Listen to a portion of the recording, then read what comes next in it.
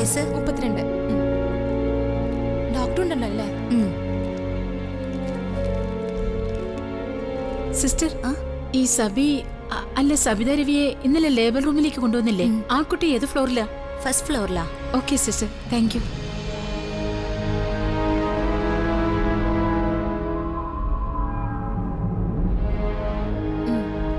Sister Isha Aravind എന്നൊരു പേഷ്യന്റെ room ഏതാ, എവിടെയാ? അങ്ങനെ ഒരു പേഷ്യന്റ് ഇവിടെ ഇല്ലല്ലോ. ശ്രുതി എന്നൊരു പേഷ്യന്റ് ഉണ്ടോ? ഇല്ല. ശ്രുതി ജയകൃഷ്ണൻ അങ്ങനെ ആരുമില്ല. ഒരു സബിത അവരുണ്ട്. Room number 70. എവിടെയാ? ഫസ്റ്റ് ഫ്ലോറിലാ. Thank you. എത്രയാ ഫീസ്?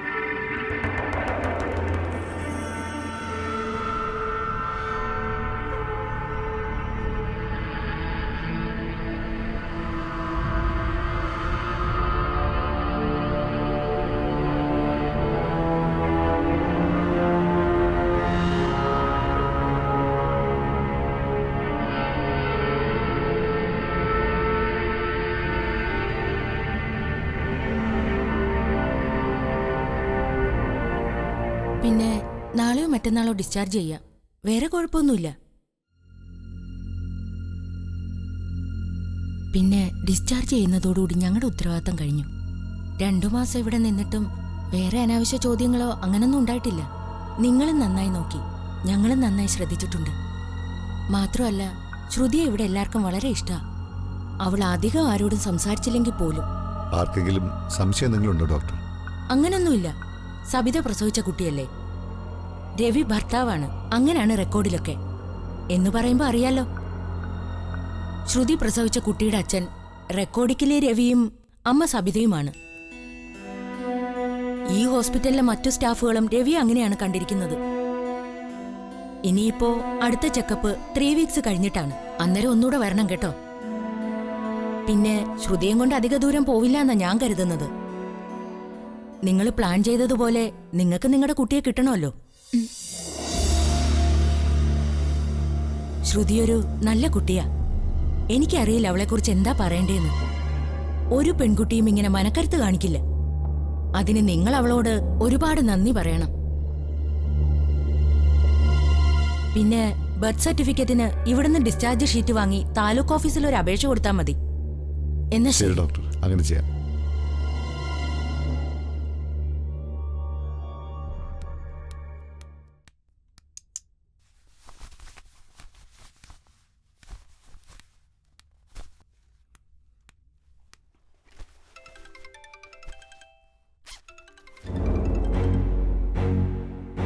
ഹലോ.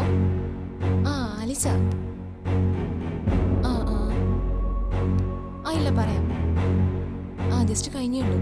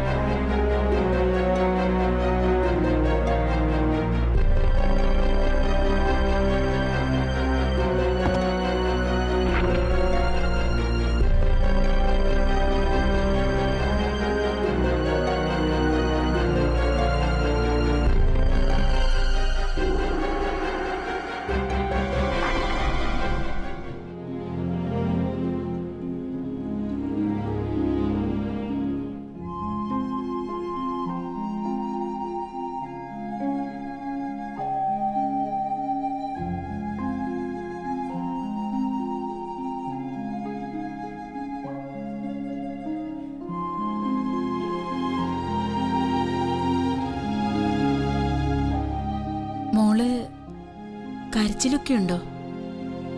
ഇല്ല. കണ്ണു തുറക്കുമ്പോ എന്നെ തന്നെ നോക്കിക്കിടക്കും.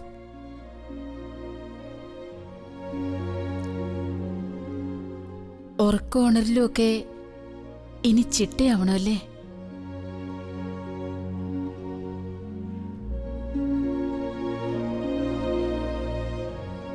കുപ്പിപ്പാലും കുടിച്ച് ശീലിപ്പിക്കണം ഇപ്പോഴേ.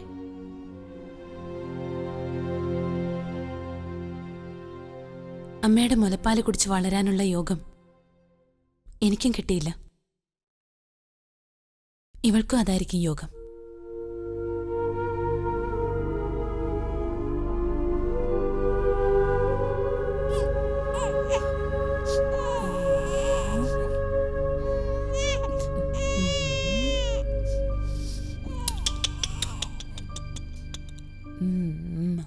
മോളെ ഞാനൊന്ന് എടുത്തോട്ടെ.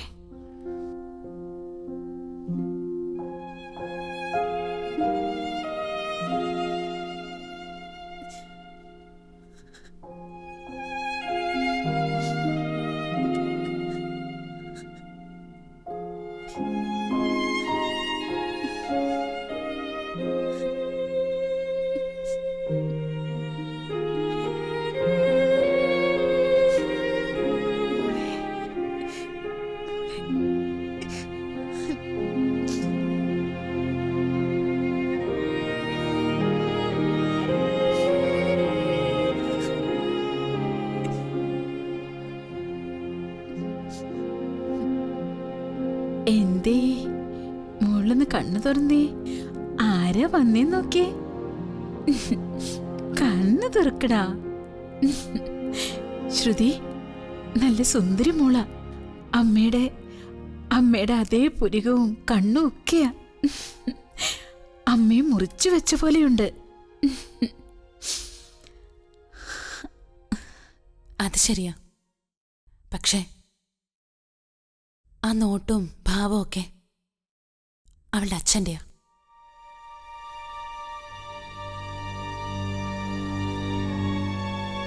സ്വഭാവം അങ്ങനെ ആവാതിരുന്നാ മതിയായിരുന്നു.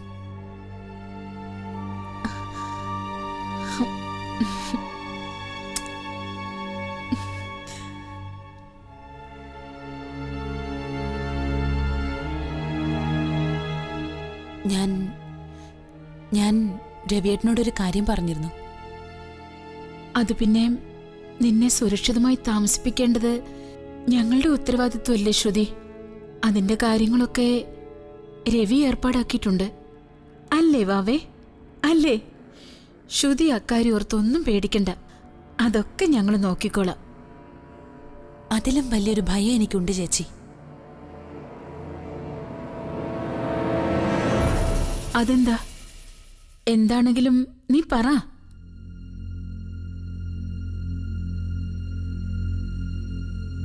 റെക്കോർഡ് പ്രകാരം പ്രസവിച്ചിരിക്കുന്നത് സബിത രവിയ. എന്നാ പ്രസവിച്ചത് ശ്രുതിയാ.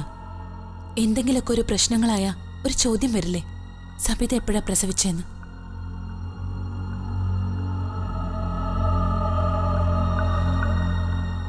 അങ്ങനെയൊരു ചിന്ത ആരുടെയും മുന്നിൽ വരില്ല. ഇത് ഞങ്ങൾ ദത്തെടുത്ത കുട്ടിയാ. രേഖകൾ ഹോസ്പിറ്റലിലും പിന്നെ രജിസ്റ്റർ ചെയ്യുന്നിടത്തും അല്ലേ. അവിടുന്നും അങ്ങനെയുള്ള ചോദ്യങ്ങൾ വരില്ലല്ലോ. പിന്നെ എന്തെങ്കിലും ഒരു ഇഷ്യൂ വരുന്നുണ്ടെങ്കിൽ തന്നെ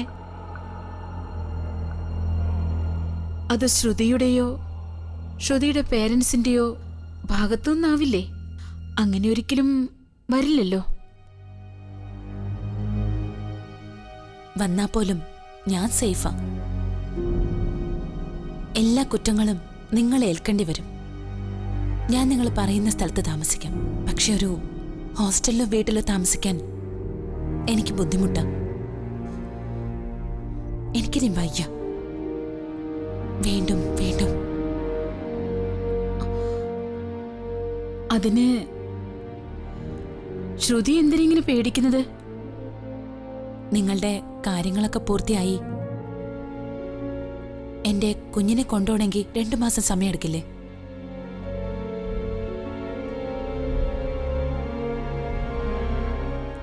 എന്റെ കുഞ്ഞിന്റെയും കാര്യങ്ങൾ നോക്കാൻ നിങ്ങൾക്ക് കഴിയില്ല. ഇപ്പൊ ഇവിടെ പോലും നിങ്ങൾ വന്നത് ഒളിച്ചാണ്, വീട്ടിൽ കള്ളം പറഞ്ഞു. ഇനി എന്നെ എവിടെയെങ്കിലും കൊണ്ടാക്കി നിങ്ങൾ പോയാല് എപ്പോ എങ്ങനെ വരുമെന്ന് പോലും എനിക്ക് ഉറപ്പില്ല.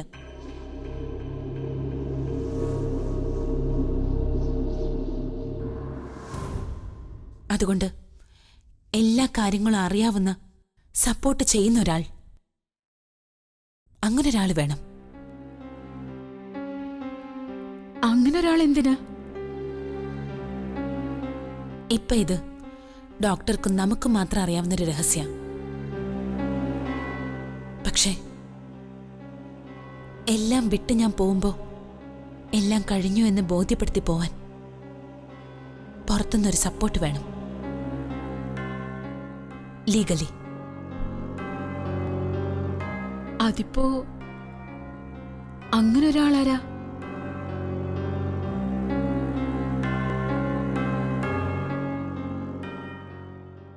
നിങ്ങൾ കഴിഞ്ഞ എന്നെ സപ്പോർട്ട് ചെയ്യുന്ന ഒരാളേ ഉള്ളൂ.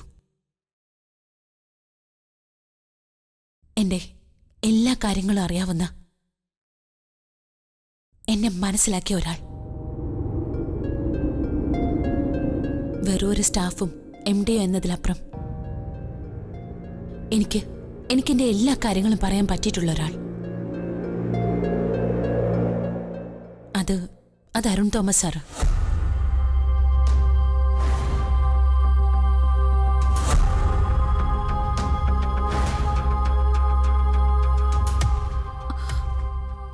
അരുൺ തോമസ്?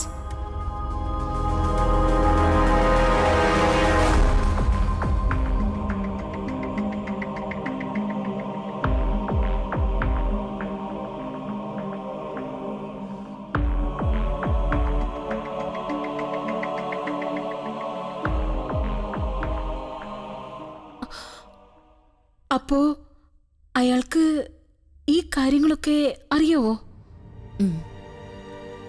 ഇപ്പൊ ഈ ഹോസ്പിറ്റലിൽ വന്നതൊഴിച്ച് എല്ലാ കാര്യങ്ങളും സാറിന് അറിയാം. ഞാൻ എല്ലാം പറഞ്ഞിട്ടുണ്ട്. അരുൺ സാർ ആവുമ്പോ എനിക്കൊരു ധൈര്യ.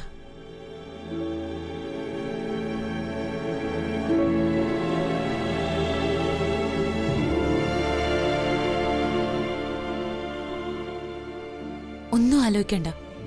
ചേച്ചി ഒന്ന് രവിയേട്ടനെ കൊണ്ട് വിളിച്ചു പറയിച്ചാൽ മതി. അരുൺ സാറ് വരും. എന്നിട്ട് സാർ എന്നോട് പറയട്ടെ, അതനുസരിച്ച് ഞാൻ എവിടെ വേണമെങ്കിലും താമസിക്കാം. നാളെ എന്ത് ഇഷ്യൂസ് വന്നാലും സാറ് നിങ്ങൾക്കൊരു സപ്പോർട്ടായിരിക്കും, സഹായമായിരിക്കും. സബിത രവി പ്രസവിച്ച കുട്ടിയായി, രവിയുടെയും സബിതയുടെയും മകളായി ഒരു നിയമ തടസ്സമില്ലാതെ ജീവിക്കാൻ അരുൺ സാറിന്റെ സപ്പോർട്ട് നല്ലതാ ചേച്ചി.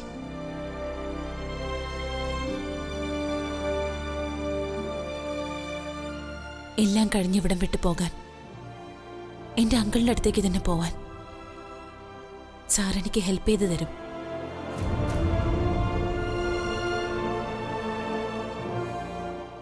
മാത്രല്ല, എന്റെ മോളെ നിങ്ങൾക്ക് തന്നു കഴിഞ്ഞാൽ പിന്നെ ഞാൻ ഈ നാട്ടിൽ നിൽക്കില്ല. അതുകൊണ്ട് ചേച്ചി രവിയേട്ടനോട് പറഞ്ഞു അരുൺ സാറിനെ ഇന്ന് തന്നെ കാണണം.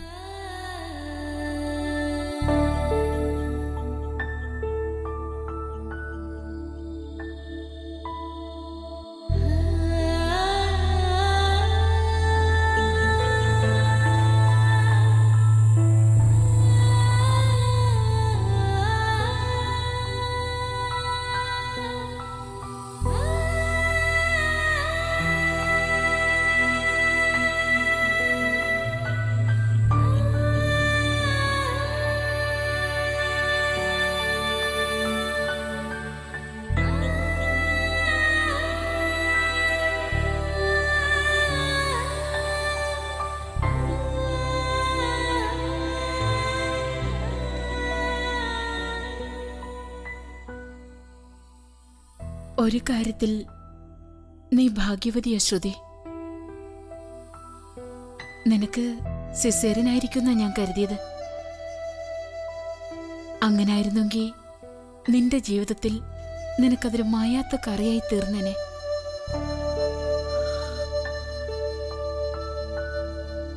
എല്ലാം മറന്ന് പുതിയൊരു ജീവിതത്തിലേക്ക് നിനക്ക് മാറാൻ കഴിയുമല്ലോ, അല്ലേ ശ്രുതി?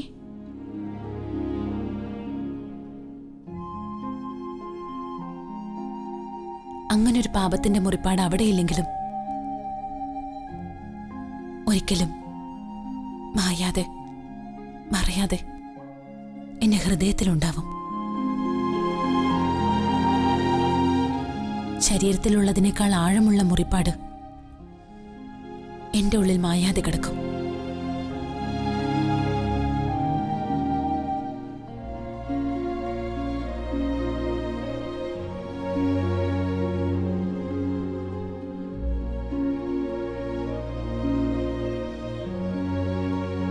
രവിയേട്ടനോട് അരുൺ സാറിനെ ഒന്ന് വിളിച്ചു പറയാൻ പറയണേ.